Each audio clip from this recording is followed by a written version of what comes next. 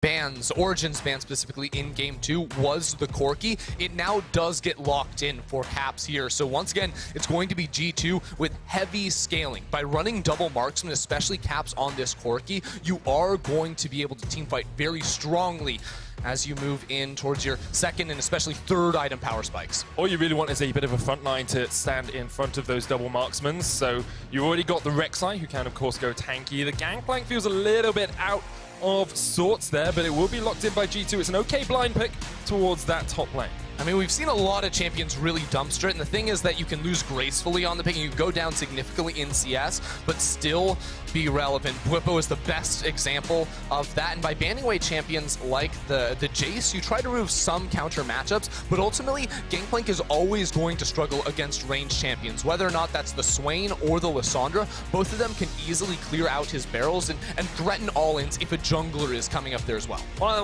One of the things I will say about the Gangplank is he does help when playing around bot lane. His ultimate is a great contributor in setting up for dives, and you've also got the package on Corki. So this to me implies that Cats will be roaming around the map a lot, and that their primary goal will be to try and get the bot side of the map ahead, just like they did last game. Whereas for Origen, I think once again we're looking at these team fights, and it begs the question of Origen need to change up their ability to force these fights in this game, because one of the issues they've had so far in the series is the willingness to pull the trigger, the willingness to maybe take a fight that isn't 70-30 and actually go for a fight where you can get those outplays in. And I like seeing this from Alphari. He's returning to the Swain. Last year, I remember when Swain was a big pick, he played a lot of it in the top lane. In game number 2, he played so well on the pop. He got so much attention from his team as well. Here, they did this last game where he took W and snuck around. Alphari's playing a little aggressive. They have Gangplank. Now, they don't have the Swain they had last game, so it's less CC. I don't think they can get a kill, but they could look to burn an early flash. How are they going to do this? Caps has yet to level up a skill, doesn't have the W. Here we go, Wonder stepping straight into Alphari. There's Mickey. Waiting for the knock-up. Alphari doesn't flash away from it. The chase is still on. Alphari ignited the parlay. Wonder with burst blood, and that puts a massive stake through the heart of Origen's plans of playing through top. It's just disrespect to the amount of damage Gangplank does at level 1 with his passive. The true damage burn is huge, and Alphari was not going to flash the initial CC. Papa Smithy saying, the more I watch and review Wonder, the more convinced I get that he might be the best Western League of Legends player. Well, give the... Underneath this tower and the bot lane. The reason why Patrick and Mythy can't play as aggressively as they were is because they actually have no vision in the river. That is triple control wards right now for the bot side of the map in favor of G2. And it means that the risk of a dive is very real. Quickness used, the Featherstorm comes out from Perks as well. The root's going to land onto Patrick as he flashes away. Mythy underneath the tower still has the thick skin available. The Void Rush coming onto Patrick, and Jankos will secure him. Cold now here. Dunks down onto the Rek'Sai, but he isn't close enough to the tower to take the damage. Nuke Duck is able to get away with the Blast Cone. Cap's still on the chase though, and Nuke Duck won't be there to save his jungler in time. 2-for-1 change so far. Mythy with the Abyssal Voyage gets behind Caps, but all they're going to do is chase him back towards Perks. First and Tomb cleans away from Nuke Duck. Has a lot of damage, but Caps gets the second. Mythy will kill Mickey and won't be able to get away. Perks flashes away from Mythy and gets a kill for himself as well. 3-for-2 in favor of G2. A bloody engagement around the bottom lane, but G2 show no hesitation. Jankos just landed the Prey Seeker and dove straight underneath the tower to get the first kill on towards Patrick, and it was because of the vision setup you talked about, Vedias, that they were able to walk all the way down and set up for this play. And so note here how they just hit level 6, immediately go for the engage. Mickey is able to land the double taunt. Jankos then comes over the wall, and notice how Perks is patient before he calls back the feathers, because then he can land the double root. You then have the Jankos ultimate to lock down the AD carry, who is now flashless, and with the arrival of Caps, things are looking pretty good for OG. But then Nuke Duck starts to turn things around. Not only does he find a kill on, lose the Rift Herald, and now they could very well lose the mid-tier 1 as well. Rift Herald is going to be used mid here. This 4.5, almost 5,000 gold lead for G2. Just continues to extend. Caps waiting for the Rift Herald to charge in. The tower goes down. Mythy caught out by Jankos here. Pops the thick skin, but Caps is on the chase. Root up with the Flame Chompers. Not going to have enough damage to take down Mythy, but Patrick's forced back as well. Going in. And with the Rift Herald going forward, there's the Void Rush. Jankos gets the kill. He'll get a double. Takes down Mythy. And now Cold is on the chase as Jankos just about gets away for the moment. Eventually will fall to the vision of Bedbug. Doesn't connect. He's used the bow to get away, but there's no flash on Jankos. Cold is going to get it. Does have his flash EQ combo. Final auto attacks enough. They shut down Jankos, but they lose so much for it. I actually think Jankos was out of combat right there, so he got the shutdown going. gold because in combat, the shutdown will not update. If you get a pentakill, you won't get shutdown if you're immediately killed. But he lived for so long that Cold got like 600 gold off of that play. Oh man, but the fact that Jankos went for that play, showing you the power of Hail of Blades right there in the early game. The fact last few weeks to forget how strong G2 were in those first 5 weeks, how much they dominated the league. We were talking about them as the most dominant team we'd ever seen in Europe. And this is such a strong performance by them as they get the charm on the backline. Caps rooted up. Nuke Dunk uses the frozen tomb on himself. Mithy very low, almost goes down to the cannon barrage. The barrel's not able to connect, but here's Caps from the side, and now Nuke Dunk just trying to dodge around. Perks gets the kill. It's another as Wonder puts the parlay into the back of Mithy. 2 more players from OG fall, and G2 once again come out on top. Just 20 minutes into the game, G2 are trying their best to roll over Origen. They're up 7,000 gold. The Baron even hasn't been on the map for a minute. They're still going to move over towards it. Cold is in the base. He's trying to run here to make a play. But because they had the threat of the rest of the team coming, the cannon barrage as well as the CC from Rakan, just keep Origen in there. Origen were on full retreat the entire time, and G2 were able to get full control over this top side. They have total vision control over the Baron pit. Teleport coming in here as Mithy is overstepped. Pops the thick skin. The blast code used by Wonder. Mithy will go down. Wonder on a killing spree. 10-3, 7,500 gold lead for G2 now.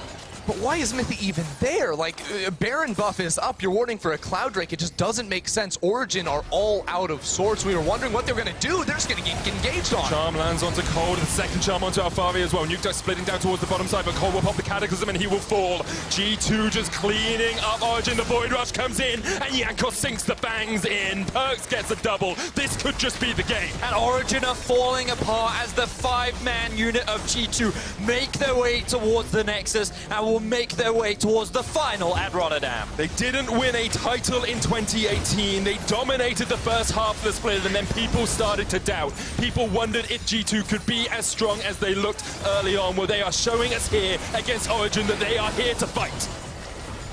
Origen, they're trying their best. It's the last-ditch effort for this team. Nexus towers are down. G2 take down Nuke Duck, and the Nexus is in their sights. Cold with a flash in. Alfari here as well. Patrick pops the Superman to death. Shut down. One. Caps shut down. The Nexus towers have fallen, but G2 have to run. Patrick looking for the resets. The red buff slow. The zap is enough. He gets excited, but they can't get the chase off any further. Tom Kench comes in behind them, but it's all him on his lonesome. It's Mithy versus his former team as they try and take down Perks. They'll root him up. They'll take him out. It's a shutdown going over to Cold. Origen are running to Baron. This was their last chance to stay alive in the game. G2 thought they had the time to take down the Nexus. We all thought they had time to knock that one down, but no. Patrick had something to say about it. They stayed alive, and with no towers defending their base, they are starting the Baron. It's only Jankos that can try to steal. 8,000 HP left on the Baron. Jankos has stolen an Elder Dragon already this weekend. Wonder has the teleport up in 7 seconds as well. 4,000 HP on the Baron. Patrick wailing away on it, but Jankos looking for the ability to get in. The Baron down to 2,000. Jankos gets Mithy. The Baron down to 1,000 now, but Mithy eats him up, and Cold will get it. Wonder now teleported into the fight. Is this enough? Can G2 get the chase off? Can Origen get out with their lives? Nuke Duck is down towards the bottom side. Alfari chased out by Wonder. Wonder just needs the trial by fire. Who gets him? That's another kill for Jankos off towards the top side as well as Patrick falls. Cold chased underneath the tower. He will survive. Nuke Duck was waiting in the base, expecting a backdoor. He had the teleport, but he did not come into the fight. 5 members of G2 are alive, and there's just 2 on the side of OG. Exactly that. Even though Origen secure the Baron, I don't know if they can hold the line against 5 members of G2. Only 3 in the base right now. Let's see if Origen can do it. Super minions pushing in. Perks and Caps on their way. Look at the death timers. Mithy up, Patrick in 10, Alfari in 20. Baron minions now respawn for Origen. The engage, the charm. Caps jumps in. Nuke Duck goes golden, pops the stopwatch for the moment, but he's down. And Caps and G2 will silence anyone that doubted them, and they will fight for the title in Rotterdam.